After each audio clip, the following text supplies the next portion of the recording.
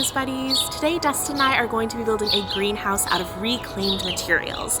We visited our local salvage yard and we were able to pick up a bunch of windows, a door for the back of the greenhouse, and we also visited our local hardware store for a small amount of new treated lumber, mostly 2x2s, sandpaper, primer, paint, and other materials we were going to need to actually build this greenhouse. We are hoping, fingers crossed, that this is a one-day afternoon project, but there is a possibility that this is a weekend project and there are a few things we're going to have to finish up in the morning. We shall see. I could ramble all day. Let's just jump right in and do this. So the bulk of this greenhouse is being built from old salvaged windows, as well as a door that we got at the salvage yard instead of buying a new piece of lumber. The door was only $10. I mean, what a steal. Because these are old materials, there's a possibility that they were originally painted with lead-based paint. So you'll notice Dusty and I are wearing masks so that we don't breathe in any of the dust that is being sanded. We also immediately washed our hands afterwards and also bundled up and threw away the piece of cardboard that we're using as a tarp. Most of this project is basically doing lots and lots and lots and lots of prep work until suddenly a greenhouse emerges from all your hard work. I'm doing lots of sanding, priming, painting, being scolded by Dustin that I didn't even think to put painter's tape on the windows. He fixes that momentarily, by the way. I admit I did a lot of whining to Dustin that it felt like all I was doing was painting things white and it was so boring. But I tried my best to change my attitude. It definitely helped that I had Dustin as a partner, both just to hang out with as we leisurely worked on things throughout the afternoon, but also we got into this groove of his putting painter's tape on things and then my priming and painting them, and we sort of rotated things out and he was cutting pieces. But also I tried to find joy in the process and the journey of creating this thing that was going to become a part of our lives for years to come. So if you check out the windows that have been just hanging out on the grass, there's already a lot of moisture condensation on the bottom sides and they feel warm to touch. So these are already basically mini greenhouses. Because we're using salvaged materials, Dustin and I knew that we were going to have to face some challenges on the fly.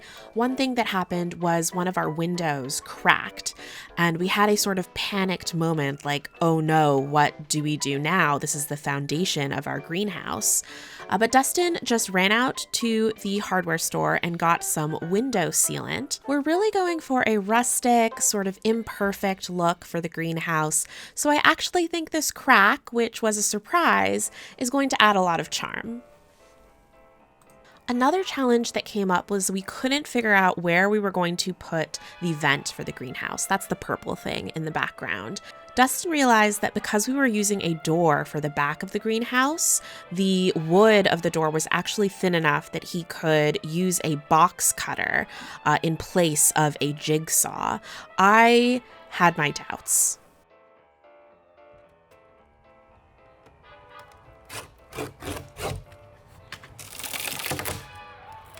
It was just that one sheet on the back. Holy shit, it worked! Yeah.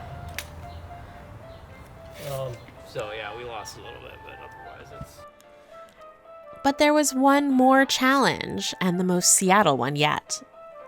Okay, so this one-day project is going to have to be put on hold because it has started drizzling. But that's okay. Dusty and I are going to wake up bright and early to try and finish the greenhouse tomorrow, making this a weekend project. And in the meantime, let's go inside so I can talk to you about how I put together the design for the greenhouse. The inspiration for this design was essentially to create a telephone box out of old windows. So I started out by browsing the inventory at my local salvage yard, Earthwise Architectural Salvage. They make it really easy to find materials by listing everything online. I browsed a search for windows and opened tabs for any window where the price was right or the style was right, and all with similar dimensions. Luckily, I found a lot of 4 matching windows and knew those would stack to become the sides of our greenhouse. From there, I found 2 similar but slightly smaller windows that were cute with several panes, which would make ideal doors to the greenhouse. All in all, I was able to salvage 8 windows, 1 door for the greenhouse's solid back, 4 hinges, and a wooden vent. I'll list all the materials we used, new and old, in the video description. If your local architectural salvage doesn't list inventory online, don't fret. Search their window section in person and don't forget to bring a notebook, pen, and tape measure. Be sure to ask the folks there if there's anything you should know about lead paint and its safe removal, and do some research of your own as well to be safe. Once I had my salvaged materials in hand and confirmed their dimensions, I drew up a plan. I knew I'd need a frame for the front of the greenhouse. Since the front window pieces were slightly smaller than the other windows, this would allow me to control the dimensions of the front side and also give me something to which I could attach the front window pieces as doors with hinges. The side window pieces would attach directly to this frame, so I accounted for their depth as well in my plans. The back of the greenhouse would be a solid piece of lumber, in our case, a cheap old door. Using the Pythagorean theorem, I calculated the dimensions of the triangle bits that would hold the roof.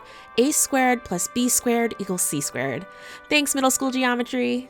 In this diagram, I still had those bits planned as equilateral triangles, but during the build, we changed those to right angle triangles. Finally, with the bulk of the greenhouse built, the plan was to attach 2 window frames together as a roof. Again, everything was based off the dimensions of the salvaged windows. I spent a lot of time searching carefully for windows whose dimensions would gel together, because I knew that'd keep our build as simple as possible. Dustin and I returned to the greenhouse the next day refreshed. There was a lot less whining as I painted everything this cheerful, saturated purple, which Dustin only temporarily ruined by pointing out it was the exact color of Barney the dinosaur. But then I remembered I loved Barney as a little baby, so no wonder the color makes me so happy. Needless to say, the greenhouse earned a nickname before we even finished building it. While I painted, Dusty prepared a brick base on which to set the greenhouse, nestled in right next to our blueberry bush. Because a structure was going on top, Dusty took extra care to make sure it was perfectly level. Finally, we were attaching prepped pieces together and actually building a greenhouse. I know I was really diligent putting my plan and design together, but I was still shocked everything came together so smoothly on day 2. There were still a few surprise challenges to meet. The triangle pieces were made of a more narrow fiberboard, so it was tricky figuring out how to attach them to the rest of the greenhouse. Dustin cut pieces of 2x2 and attached the base of the triangles to those, and then attached those to the greenhouse body. Also, I totally did not consider for a moment the types of screws we'd need through the build process, so Dustin made 3 to 4 trips to our local hardware store each time we discovered we'd need something new. Sorry, Dustin. I recommend giving some thought to that in your planning process for sure.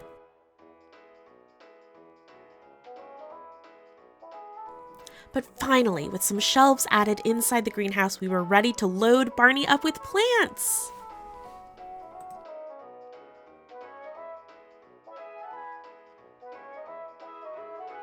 Well, there you have it, Rose Buddies. We have accomplished greenhouse, technically a purple house nestled in where our blueberries are growing. I hope this video inspires you to make a greenhouse out of reclaimed materials. If it does, definitely let me know. And if you liked this video, please like, comment, and subscribe to the channel. You can also support my projects by going to Penrose Witchery, my Etsy page, where I post lots of witchy zines and different fun artifacts and crafts that I make. Well, I have to haul some more baby plants from our windowsills to put into our new greenhouse, so I'm going to go do that. Until next time, bye Rose Buddies!